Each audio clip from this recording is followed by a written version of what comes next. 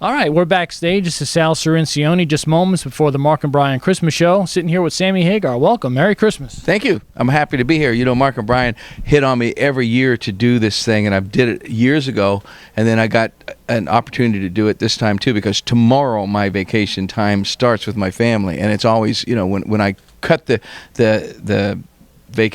work off, vacation starts, I don't go backwards. And so finally this really worked. It's the day before I cut off. So at midnight tonight I turn into a pumpkin.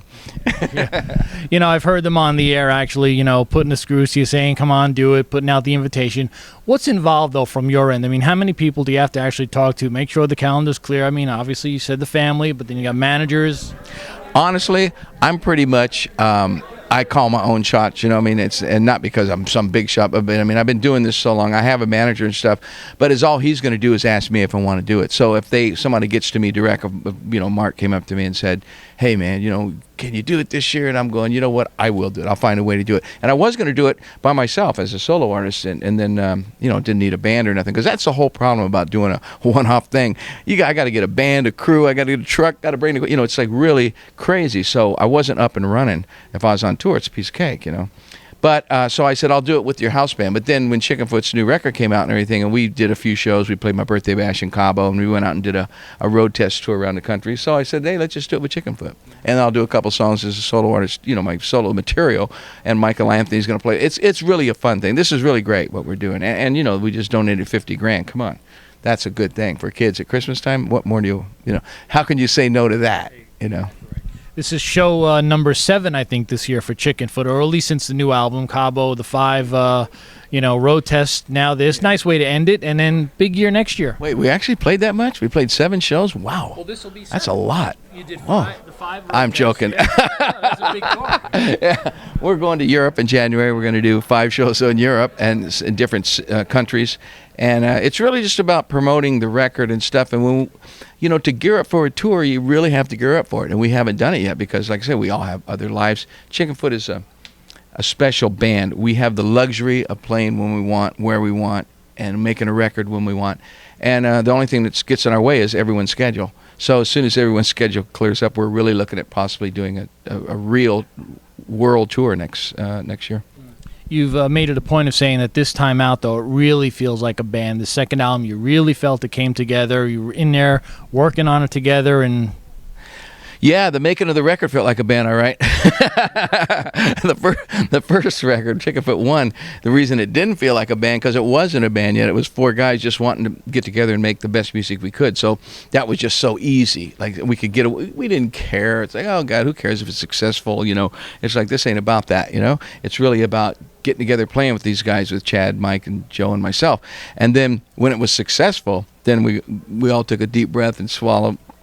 Okay, now we got to make a second one, you know. Now we got to either be a real band, or we got to, like, you know, just say we're just, you know. I mean, it was kind of a dilemma, you know, not for necessarily talked about, but within me, you know, and probably within Joe, we're solo artists. You know, we've been solo artists for his whole life. He's been an instrumentalist, and all of a sudden, gee, I guess I'm in a band. I'm going, well, gee, what am I going to do in my band? So, you know, there are all those crazy things, and I didn't want it to be thought of as just a side project, because this record is so, Chickenfoot 3 is so good, in my opinion. We just really became a band and all that, but it was difficult trying to make that transition in everyone's head, like, wow, you know, are we really going to do this? You know, like, are we going to make this commitment, you know, and not just be what they call a supergroup? We don't want to be a supergroup. You know, we want to be a great band. But you like that, though. I mean, in your autobiography, you state, you know, you like a band situation. I do. I go back and forth, you know, 10 years as a solo artist, then 10 years as a band. And then, you know, I'll break a band up in 10 years. I'll get fired in 10 years. I can't, you know, no one will keep me around for more than 10 years except my wife, hopefully. And so, but being a solo artist is tempting when you've been in a band for 10 years, and when you've been a solo artist for 10 years, for me, you know, the type of person I am, I'm going, I'm so bored with this. I really want to be in a band again, you know?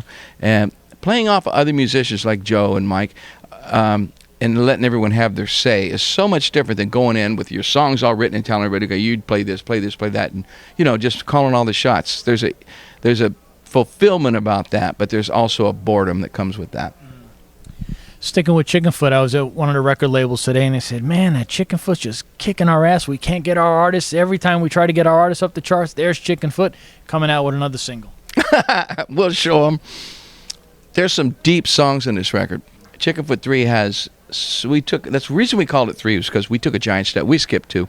This is really a brand new, fresh thing because we took so much time in between and we did all those shows and we really got to know each other. And so we made a much deeper record, and like a third record would be. And there's some really deep stuff on here. And I, as far as I'm concerned, we haven't released the best song on the album yet. So you mean the second single that's coming out, which I'd like for you to talk about, is not the best song on the album? Oh, it's one of them. There's 3 or 4. Well, A Different Devil this next is going to be the next single. I think it's a real hit. It really is a great song, and it's hopefully going to be a big crossover hit for us. But in order to cross over, it's such a delicate step, you know. We're a rockin' band, we're a jam band, you know. We're made up of musicians that want to play music, and so in order to make a hit nowadays, you know, everyone's saying, oh, you got to do this, you got to do that. We said, no, we're not going to do anything. We're just going to try to write a song that's good enough to be a hit. And maybe it won't go to number 1, but if it's top 10 or even top 20 as a crossover, to us, that's a hit. You know, Led Zeppelin and bands like, and Rush, and, so, you know, the bands I've always loved, AC/DC, you know, they didn't have those big number 1 giant crossover hits. So it's a delicate thing. And this next song, A Different Devil, is the closest thing. Well, there's 2 things on that could be crossed over. But like I said, we didn't compromise. So we feel real good about it. And if it went all the way, I'd be shocked and I would be happy as could be, but because we did it our way. But, you know, you either got to rap or come up with a pretty schmaltzy formula, you know, to have a hit nowadays. You know, the competition is very formula or rap. I'm not going to rap, and we're not a formula band. We're a jam band. Well, I'm sure it's going to do well. The first one did great. So beyond these 5 European dates now, I understand we are kind of toying with the idea of some summer touring. Going to take it to the sheds. Last time out, you did the club route. I mean, look, the names alone, we know you can sell bigger venues. What's the plan? Well, the reason we did small venues last time is because the last thing we wanted to do was overstep our ability to perform on a big stage together in a big place. Because, like I say, we're a jam band. We like that small, comfortable environment. So we played theaters. We played, you know, 2,000-3,000 seaters. It was totally successful for us. We learned how to play together. So now we could make that step to arenas or to amphitheaters now. I really think we can. You know, but we intentionally, you know, we called the shots on the thing. We said we don't want to, you know, go in the big venues. We don't, you know, we're not ready to do that. We're getting to know each other. You know, I know how to do it as Sammy Hagar. Joe knows how to do it, you know, as Joe Satriani as solo artist, because we've been doing it. We know our material. We got big hits. We don't have, it's our first album, for God's sakes. We're not going to go play for 12,000 people in a big giant arena and have people going, oh, I never heard that song. So we wanted to play for our core and get ourselves together. Well, we're there. We're good now. I think we can go into bigger venues, and hopefully this summer we'll get on some big festivals. I love to play festivals as this band. I would love to play second or third on a bill, you know, for 70,000, 80,000 people. And go out there and just riff it up. You know, when I was coming up as a solo artist, my favorite thing and it was to be second, you know, the co-headliner, but play right before the headliner on a big festival. It's a great, great spot. You can really do some damage there, you know. That's right. And what's this here? Really cool. Man, this is Beach Bar Rum. We got this out in Hawaii now. It's my next little project. You know me, if you give me 5 minutes, I'll come up with something else to do.